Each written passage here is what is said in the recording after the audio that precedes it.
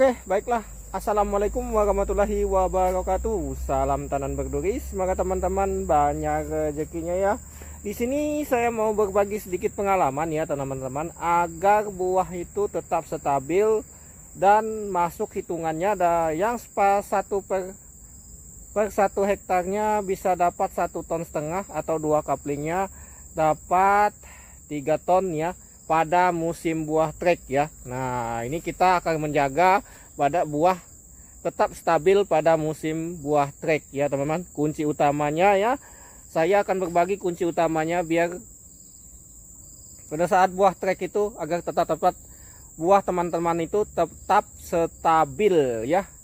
Karena pada buah trek seperti ini atau buah-buah sulit seperti ini biasanya para petani sawit itu kebingungan ya, kenapa hasil sawitnya sangat sedikit. Apalagi bila teman-teman tuh punya setoran, anak sekolah, biaya anak sekolah semakin meningkat ya, kebutuhan rumah tangga semakin meningkat.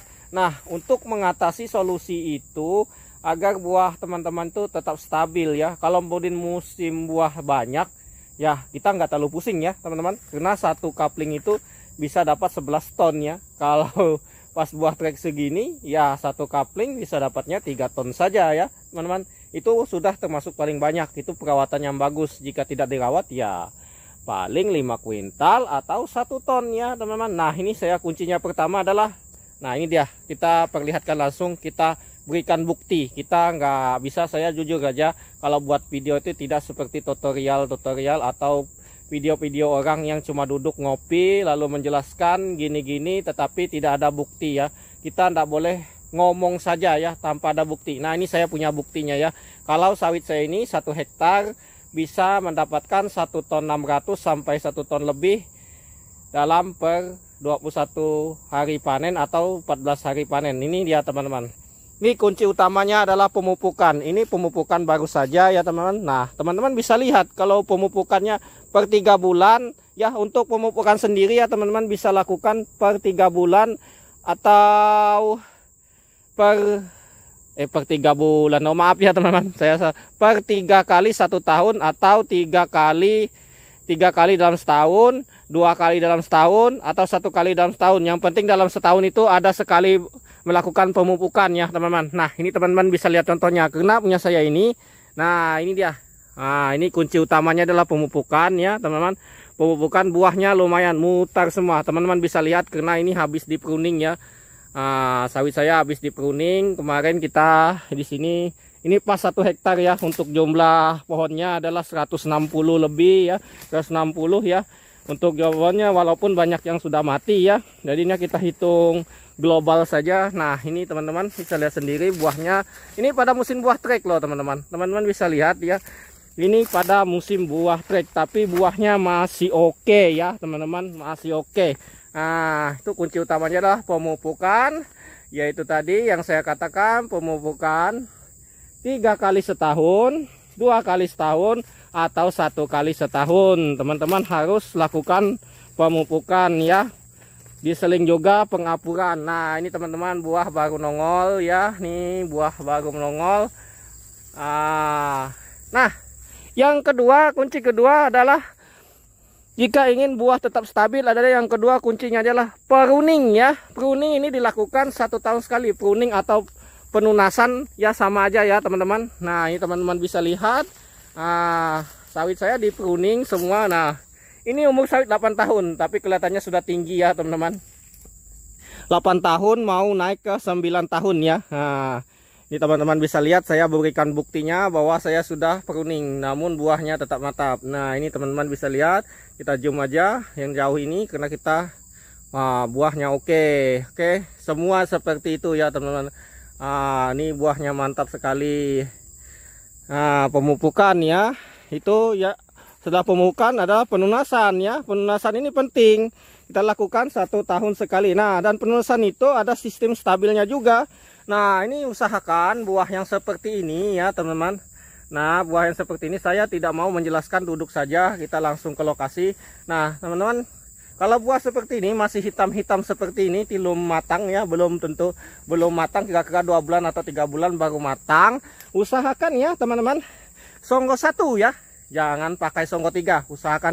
Usahakan jangan pakai songko 3. Nah, kalau teman-teman pakai songko 3, nanti nutrisi dari si pupuk yang kita hambur ini ya, kita hambur percuma saja teman-teman, banyak lari ke pohon ke daun ya, ke daun, tidak ke batang dan buah ya teman-teman.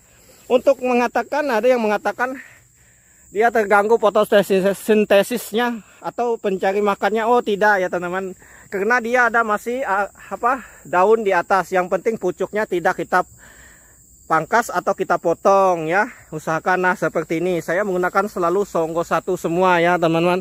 Songgo 1 itu songgo 1, tidak songgo jika buahnya sudah matang. Kita tidak ada sudah buah matang karena kita baru habis panen. Nah ini teman-teman bisa lihat, karena nah ini yang dimakan hama aja masih berbuah ya teman-teman. Teman-teman bisa lihat sini. Saya akan perlihatkan. Saya enggak ya, jujur aja ya, nggak banyak bicara, nggak banyak teori ya. Saya ini praktek langsung di lokasi, kita buktikan sendiri ya teman-teman. Nah ini teman-teman bisa lihat. Nah ini buahnya keliling loh teman-teman. Teman-teman bisa saksikan sendiri. Ini dihantam kumbang ya, kumbang tanduk.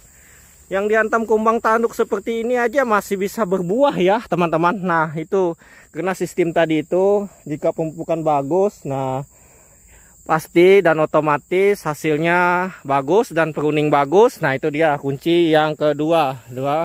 Nah dan yang ketiga ya teman-teman, usahakan pemanenannya jangan terlalu telat ya.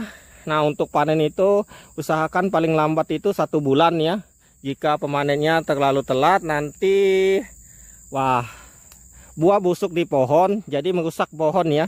Nanti akan menimbulkan buah busuk merembet ya teman-teman. Nah ini teman-teman bisa lihat, mungkin teman-teman bisa jalan-jalan di sini, mungkin nanti datang ke lokasi tempat saya melihat sawit saya ini perawatan full ya teman-teman. Ini 1 tahun 8 bulan sekali saya lakukan pemupukan, karena stok pupuk susah ya teman-teman, apalagi non subsidi ini harganya lumayan juga. Wah lumayan teman-teman, kalau non subsidi kita menggunakan ke Bomas, Petrocas, apalagi KCL, wah mahal teman-teman, 750 per saknya. Nah itu dia. Nah itu kunci utamanya agar teman-teman bisa sukses ya. 2 kunci ini penting ya, pemupukan, pruning atau penunasan ini sangat penting teman-teman kita. Nah jika ini untuk pengapuran penting juga, pengapuran ini lakukan setahun sekali.